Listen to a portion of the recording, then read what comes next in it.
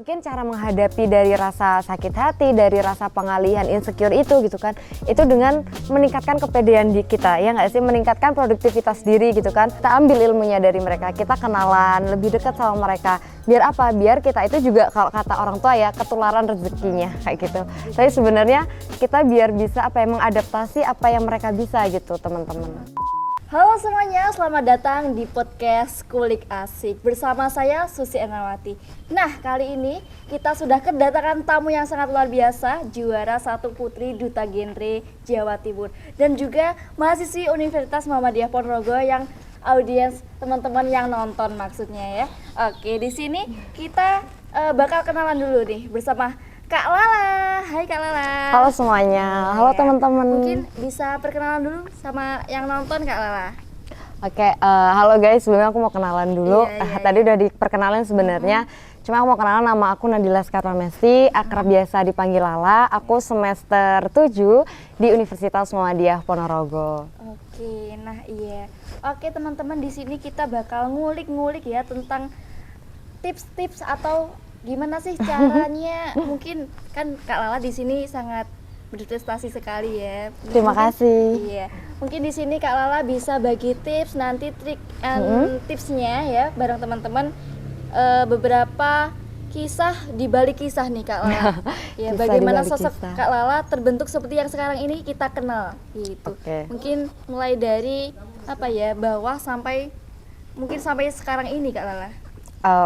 Oke. Jadi gini, kalau ngomongin kisah ya Kak Susi ya, sebenarnya semua orang itu berproses, percaya atau enggak. Ketika kita awal maba, aku maba, mungkin Kak Susi juga masih mahasiswa baru, itu juga mungkin ngerasanya kayak aku kuliah ngapain sih gitu kan, aku nanti selama kuliah prosesnya kayak apa, atau bahkan nanti sebelum aku selesai atau sebelum aku wisuda aku bakal kayak apa gitu. Awalnya kita bakal mikir kayak gitu, tapi ternyata ketika kita berjalan semakin lama gitu kan, kita akan menyadari, oh aku tuh perlu untuk berproses teman-teman. Kalau misalnya sekarang aku suka selama jadi mahasiswa ya, contoh aku sukanya kayak main nih sama teman-teman, ya udah belajar terus main, belajar main pulang kan kayak gitu.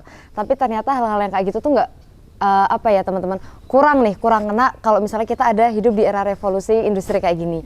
Oh jadi gimana sih caranya biar aku tetap bisa produktif, biar aku tetap bisa ngolah kepribadian aku gitu. Nah akhirnya aku ikut nih gabung sama beberapa lomba yang ada gitu. Pasti teman-teman yang mahasiswa di luar sana atau murid-murid yang ada di luar sana gitu, kita sering nih mengalami yang namanya quarter life crisis gitu kan. Kita mikir kita mau ngapain, akhirnya kita ikut lomba, akhirnya kita ikut magang, akhirnya kita kerja di sana, kita nyoba pengalaman di sini di sana. Nah dari hal-hal itu nih teman-teman, sebenarnya kita berproses, kita ngolah diri kita dari hal-hal kayak gitu. Aku punya cerita nih Kak Susi. Dulu aku kan ikut lomba beberapa nih. Itu gagal terus, itu kalah terus. Tapi rasanya itu kecewanya cuma waktu pertama kali aku ikut lomba terus kalah. Tapi setelahnya yang aku alami itu bukan kecewa teman-teman, tapi yang aku alami kayak oh ya udahlah nggak apa-apa nanti dicoba lagi. Oh ya udahlah nggak apa-apa nanti coba lagi gitu. Mungkin Kak Susi juga ngerasain kayak gitu kan? Iya, sama aja ya. Jadi kita itu lebih kayak pas masih awal tuh mikir kita mau jadi apa gitu. Iya, Tapi yang bener. usahakan tetap diri kita sendiri. Iya benar banget. Jadi setelah kita mengalami banyak kegagalan, banyak proses, banyak ketemu orang gitu, kita ambil semua nih hikmahnya teman-teman. Kalau orang bilang, ih omongannya nggak banget deh, oh omongannya cuma kayak gitu-gitu aja, dia nggak bisa berproses. Oh enggak teman-teman, itu kita masih di tahap awal. Nanti setelah kita bisa nih mencapai sesuatu di awal, ya kan, pasti kita seneng. Itu sebenarnya baru tahap pertama kita bisa lewati. Nah naik lagi ke level kedua, di mana kita ketemu sama orang baru, di mana kita bertemu sama yang namanya orang yang lebih hebat dari kita. Pasti kan, kadang kalau misalnya kita ngerasa kayak aku udah keren nih di sini gitu, tapi ternyata di luar sana ada yang lebih keren. Nah kita ambil ilmunya dari mereka, kita kenalan, lebih dekat sama mereka. Biar apa? Biar kita itu juga kalau kata orang tua ya ketularan rezekinya kayak gitu. Tapi sebenarnya kita biar bisa apa ya, mengadaptasi apa yang mereka bisa gitu teman-teman. Oke, jadi bergaul sama apa ya, kayak penjual parfum, jadi kita ketularan wanginya. Wanginya kayak gitu. Bener-bener. Oke, mungkin langsung nih pertanyaan kedua Kak Lala. Oke, boleh. Aku pengen tahu nih, mungkin teman-teman juga pengen tahu angan dan tujuan yang mungkin Kak Lala masih ingin capai ataupun yang belum tercapai nih Kak Lala. Oke. Sampai sekarang. Angan yang masih pengen tercapai atau belum tercapai gitu ya. Sebenarnya teman-teman, pengalaman hal yang aku dapat sekarang itu di luar dari tujuan aku kuliah, di luar dari tujuan aku pengennya jadi kayak apa gitu. Aku nggak pernah berpikiran untuk menjadi apa yang aku sekarang, nggak pernah, malah aku terbayangkan aku bakal melewati proses kayak apa yang aku lewati selama ini, itu nggak pernah teman-teman. Aku mikirnya malah aku fokus sama cita-cita aku fokus sama penting kuliah, bisa mendapatkan hasil yang terbaik, terus aku kerja dapat posisi yang bagus, aku bisa menghidupi diri aku udah cukup. Tapi ternyata ketika aku udah ada setengah jalan nih kuliah sampai sini, aku mikirnya tujuan aku adalah ketika nanti aku bisa menjadi apa yang aku harapkan gitu, aku nggak pernah lupa sama apa yang pernah aku lewati di sebelumnya. Kayak contoh, ketika aku udah nyampe di posisi A nih teman-teman, aku nggak lupa sebelum aku sampai di posisi A, aku ketemu sama siapa aja, aku ketemu dengan apa aja, aku udah ngelewati berapa tanjakan, berapa turunan kayak gitu. Aku nggak lupa. Biar apa? Biar ketika kita berproses buat yang lebih tinggi lagi nih, kita tuh nggak merasa sesakit itu, kita nggak merasa setakut itu, karena ternyata kita udah pernah melewati hal kayak gitu di sebelumnya. Jadi tujuan aku adalah aku ingin selalu teman-teman bisa ngingetin sama diri aku kalau ternyata selama ini aku udah melewati banyak proses. Jadi selain itu aku juga pengen bisa bermanfaat buat orang lain gitu. Ternyata teman-teman, kalau misalnya kita merasa sukses untuk diri kita, kan sukses banyak takarannya nih. Sukses itu banyak ukurannya, setiap orang suksesnya beda-beda. Setelah aku melewati ini semua, ternyata suksesku adalah ketika aku itu udah bisa berpengaruh buat orang lain. Even kalau misalnya teman-teman itu cuma punya teman dekat satu, terus pengaruhnya kalian ke teman kalian apa gitu, oh teman kalian itu bergantung sama kalian, teman kalian itu sering curhat ke kalian, terus percaya sama kalian, atau bahkan tingkat kepercayaan kalian sama ke orang tua mereka tuh melebihi itu gitu. Jadi secara nggak langsung kalian tuh udah berpengaruh banget buat teman kalian kan kayak gitu. Nah ini juga salah satu tujuan aku kayak gitu. Jadi keberadaan aku di sini itu nggak semena-mena hanya untuk kesenangan aku gitu. Mungkin sejauh ini itu sih, nggak tahu ya kalau misalnya minggu depan ganti lagi. Tapi kan kadang kita tuh sebagai anak muda sekarang tuh sudah melakukan banyak hal tapi kita nggak ngerasa. Bener banget. Gitu kan? Iya bener. Jadi kayak contoh sebenarnya kayak gini nih. Kayak ada orang bilang, oh kita ketemu orang hebat gitu. Belum tentu orang itu mau dibilang hebat, soalnya apa? Dia merasa kamu lebih hebat dari dia. Iya nggak? Soalnya kita itu hebat di bidang kita masing-masing, Kak Susi. Kan kayak gitu. Kadang aku juga wah, mes banget nih sama Kak Susi, soalnya selama ini yang aku lihat Kak Susi itu orangnya pekerja keras gitu kan. Terus juga bisa nih menghandle banyak kegiatan, menghandle banyak acara gitu, ngedit video dan sebagainya gitu. Kamu hebat di mata orang yang nggak pernah bisa di bidang yang kamu bisa gitu kan. Jadi kita punya porsi masing-masing. Jadi buat teman-teman di rumah sana, kita tuh semua hebat, asli, beneran.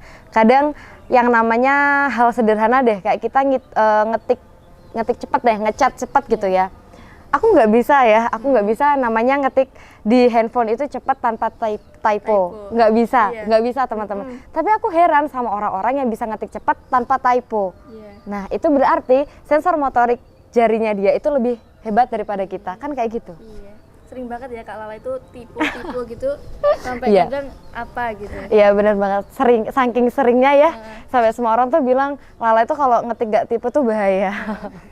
Jadi itu ciri khasnya gitu ya. Iya benar banget. Oke, mungkin itu tujuannya Kak Lala, juga harapannya. Dan seterusnya nih teman-teman, ada pertanyaan lagi. Kak Lala, ada pertanyaan lagi. Strategi perjuangan khususnya dalam hal manajemen diri. Nah, pastinya Kak Lala di sini kan banyak melakukan kegiatan, event atau ikut lomba-lomba. Pastinya harus pinter-pinter nih manajemen waktu. Kira-kira tips and trick dari Kak Lala itu seperti apa sih? Manajemen waktu ya Kak Susi. Kalau menurut aku nih Kak Susi, manajemen waktu itu yang paling penting adalah kita tuh tahu prioritas. Jadi kalau dulu teman-teman, kelemahanku adalah karena aku merasa mampu, terkadang aku merasa aku bisa nih ngerjain dua-duanya di waktu yang sama gitu. Ternyata sampai pada akhirnya aku nggak mencapai tujuan maksimal pada dua hal itu gitu, kan itu merugi. Makanya sekarang aku mikirnya adalah skala prioritas. Jadi skala prioritas aku tuh yang mana sih gitu. Kadang ada 2 event, itu dilakukan secara bersamaan, tapi ternyata dilihat dari skala prioritas aku lebih dibutuhkan di A gitu kan teman-teman.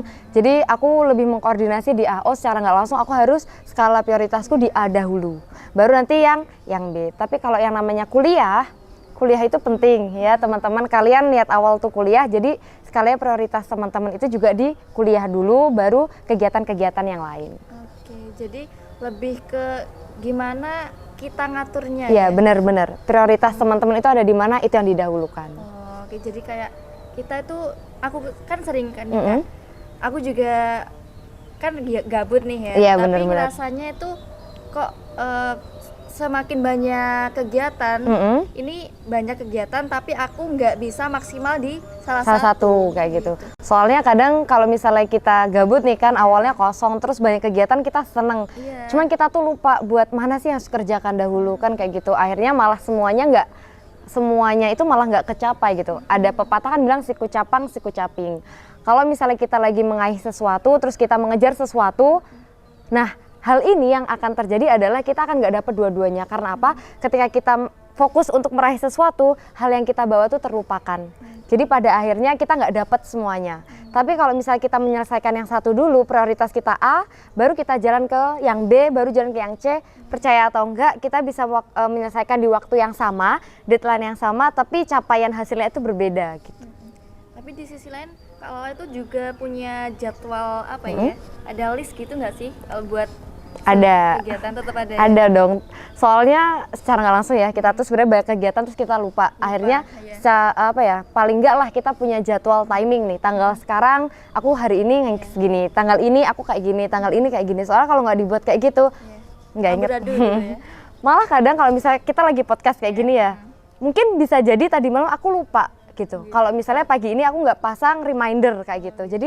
Jadi jangan heran kalau misalnya beberapa jam sebelumnya gitu kita harus gitu lagi tanya lagi, Kak jangan lupa ya nanti kayak gini kayak gitu. Gitu. Itu mungkin bisa jadi tips and trick teman-teman kalau mau ngadain acara sebagai apa ya, kita sebagai panitia harus tetap ngingetin bener. materi atau narasumbernya kayak gitu ya. Kalau nggak ngingetin diri kita juga nih sebagai panitia, deadline-nya besok proposal harus jadi, berarti seenggaknya kita punyalah range waktu 1 minggu atau berapa hari untuk menyelesaikannya. Oke. Jadi kayak gitu, mungkin ada tips and trick dari Kak Lala seperti itu. Nah ini ada pertanyaan satu lagi, menarik juga, ini tentang insecurity dalam perspektif seorang genre, ini lebih ke arah genre-genre Kak Lala. Ala Kak Lala itu seperti apa sih tips cara mengatasinya? Insecure ya? Insecurity. Kalau aku bilang nih teman-teman, siapa sih yang nggak insecure gitu? Insecure itu perlu. Teman-teman kalau nggak insecure namanya sombong. Karena apa? Ketika kita insecure, kita tuh ngaca diri kita, kekurangan kita tuh apa? Contoh nih, insecure kan banyak. Ada yang insecure sesuai pengalaman, ya kan, sesuai karir, atau bahkan ada yang insecure karena fisik maaf ya. Tapi karena kita insecure itu, kita melihat nih imbal baliknya sama diri kita. Oh dia tuh cantik banget nih, oh dia tuh pinter banget nih, oh dia tuh kayak gini banget gitu. Berarti kita kan habis itu ngaca sama diri kita. Aku bisa jadi kayak dia harus kayak gimana? Aku bisa jadi cantik itu aku harus gimana? Apakah aku harus belajar make up dulu? Ataukah aku harus menambah skincareku kan kayak gitu? Atau aku harus menambah waktu tidurku gitu? Kalau contoh kita insecure sama orang yang pintar, harus gimana sih aku gitu? Apakah aku harus belajar? Apakah aku harus ini gitu? Jadi kan secara nggak langsung dengan insecure itu kita tuh menambah motivasi diri, ya nggak sih? Ya, Gitu. Malah ada orang bilang jangan insecure gitu. Tapi pada hakikatnya dia sendiri juga insecure. Jadi nggak usah terbebani teman-teman, insecure itu wajar. Tapi kalau sampai kalian rendah diri karena insecure itu nggak wajar. Karena aku bilang tadi kita di awal ya, setiap orang tuh hebat pada porsinya masing-masing. Jadi nggak usah rendah diri teman-teman, insecure boleh, rendah diri jangan. Kayak gitu. Jadi biasanya kalau orang itu masih bingung nih, kayak skill aku tuh di mana sih? Jadi mungkin masih nyari-nyari jati diri. Ya benar-benar. Gitu. Kita masih tahap pencarian kok teman-teman. Kak Susi juga, aku juga gitu. Jadi jangan heran kalau mungkin teman-teman lihat kita sekarang kayak gini gitu kan. Nanti di masa yang akan datang ternyata kita berbeda nih profesinya sama kita yang sekarang. Karena kita juga masih tahap pencarian jati diri. Dan Kayak itu nggak apa-apa banget. Nggak apa-apa. Kita mungkin sekarang lagi sibuk-sibuknya dicap apa ya, sebagai orang sibuk, sok sibuk, tapi itu nggak apa-apa, itu mungkin salah satu cara kita mencari jati diri. Ya betul benar, nggak sih, Kak Lala? benar. Jadi nggak masalah ya. Aku bilang brand yang kamu bawa saat ini itu akan kebawa sampai kita nanti di tahap proses kerja. Jadi kalau misalnya kalian sekarang dicapnya sok sibuk, yakin nanti ketika kalian itu ada di profesi kerja, kalian itu nggak heran lagi sama yang namanya lembur, nggak heran lagi sama yang namanya sok sibuk lah atau banyak kegiatan dan sebagainya kayak gitu. Mungkin kayak gitu ya, lebih ditekankan lagi kalau kita semakin banyak kerepotan ataupun kita mencari kesibukan itu bagus sebenarnya ya Kak Lala. Bagus. Apalagi kita masih muda. Iya. Oke, di Kak Lala tadi kan udah tentang insecurity ya. Iya. Kak Lala sudah cerita harus seperti apa kita menghadapi insecure itu. Tapi aku juga mau cerita nih Kak Lala, pengalaman aku tentang insecure itu. Aku dulu pernah insecure itu tentang fisik aku, yaitu aku tuh di apa ya? Di apa? Di lokne itu.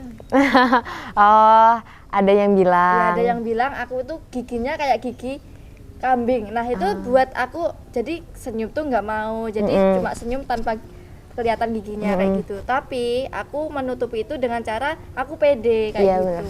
Mungkin dari teman-teman ada yang kayak gitu juga tentang fisik, tapi harus menutupinya dengan apa ya? Kita pede gitu ya Kak? Iya benar-benar. Jadi kayak gini teman-teman. Kadang tuh sebenarnya itu agak berbeda ya Susi, antara insecure sama kita itu malu dikatain orang kan kayak gitu. Gini, orang itu ketika ngomong kadang mereka itu menguapkan apa yang ada di otaknya mereka, iya kan? Tapi mereka tidak bisa memposisikan diri mereka seperti apa yang udah mereka ucapkan kan kayak gitu. Jadi kadang kalau orang ngomong secara spontan gitu, mereka nggak mikir. Jadi perasaannya Susi itu kayak gimana gitu kan, keadaan waktu itu tuh Susi itu seperti apa kan kayak gitu. Nah tapi seenggaknya dari hal itu gitu kan, kita ya Kak Susi juga mungkin cara menghadapi dari rasa sakit hati, dari rasa pengalihan insecure itu gitu kan, itu dengan meningkatkan kepedean di kita ya nggak sih, meningkatkan produktivitas diri gitu kan, meningkatkan kayak kepercayaan diri. Oh kalau misalnya aku nggak bisa senyum, aku nggak bisa ini, seenggaknya aku bisa menutupi kekuranganku dengan beberapa kelebihanku kan kayak gitu. Nah ini pemikiran yang positif sebenarnya Kak Susi gitu. Kan kadang ada orang yang kalau dikatain dia akhirnya apa ya, mendem lama, sampai kalau udah dipendam lama-lama banget akhirnya dia nggak tahan kan, terus terkena yang namanya mental disorder ya kan, mental illness, terus sampai akhirnya mereka nggak pede ngapa-ngapain, kepercayaan dirinya juga menurun gitu kan, sampai akhirnya mereka itu nggak bisa berkembang di antara teman-temannya yang lain gitu. Tapi aku salut loh sama cerita Kak Susi, aku baru tahu soalnya. Aku kira Kak Susi itu emang orangnya pede dari awal gitu, terus orangnya juga have fun, humble sama orang. Jadi kita nggak tahu sebenarnya kalau Kak Susi itu dulu pernah dikatain kayak gitu gitu. Jadi sekarang udah pede aja, senyum ya senyum aja, karena orang itu nggak semua mandangnya kayak gitu. Iya benar banget, itu cuma hanya pandangan segelintir orang aja. Iya betul. Oke, ini kita udah ada di akhir sesi ya Kak Iya. Lala.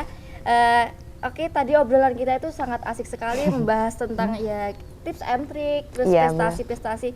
Mungkin kita harus mencari jati diri kita juga dari kesibukan kita. Seperti itu kan Kak Lala? Iya, benar-benar Kak Susi. Mungkin di sini Kak Lala ada closing statement nggak sih untuk disampaikan ke teman-teman?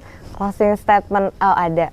Teman-teman sekalian yang nonton ya, yang di rumah atau Kak Susi juga, teman-teman dan diri aku juga gitu.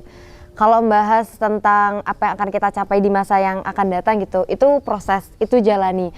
Apapun orang yang bilang tentang kita, itu dinikmatin aja. Karena apa? Karena mereka nggak pernah tahu apa yang kita rasakan. Karena mereka nggak pernah nyoba pakai di sepatu yang kita jalani saat ini. Jadi kalau misalnya mereka bilang, hidupnya enak, orangnya kayak gini, orangnya kayak gini gitu. Mereka tuh nggak tahu teman-teman apa yang udah kita rasakan. Mereka nggak tahu gimana rasanya hidup sekeras ini jadi kita gitu sampai mencapai apa yang kita mau saat ini.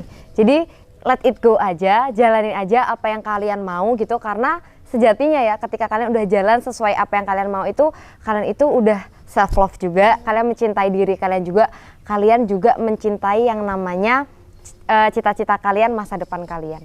Oke. Jadi seperti itu ya closing statement dari Kak Lala. Jadi kita bisa tahu nih sisi lain dari Kak Lala seperti apa. Kayak gitu ya teman-teman. Jadi kita bisa belajar banyak dari sosok Kak Lala ini. Mungkin kita bisa ambil pengalamannya, kita nggak harus jatuh ke lubang yang sama dulu biar tahu pengalaman. Kita bisa melihat pengalaman dari orang lain. Iya, mungkin banget. Sekian Kak Lala, terima kasih. Terima kasih. Materinya untuk kali ini ya. Mungkin kita sharing loh ini. Kita sharing-sharing tentang mungkin sekian cukup sekian podcast Kulik Asik hari ini.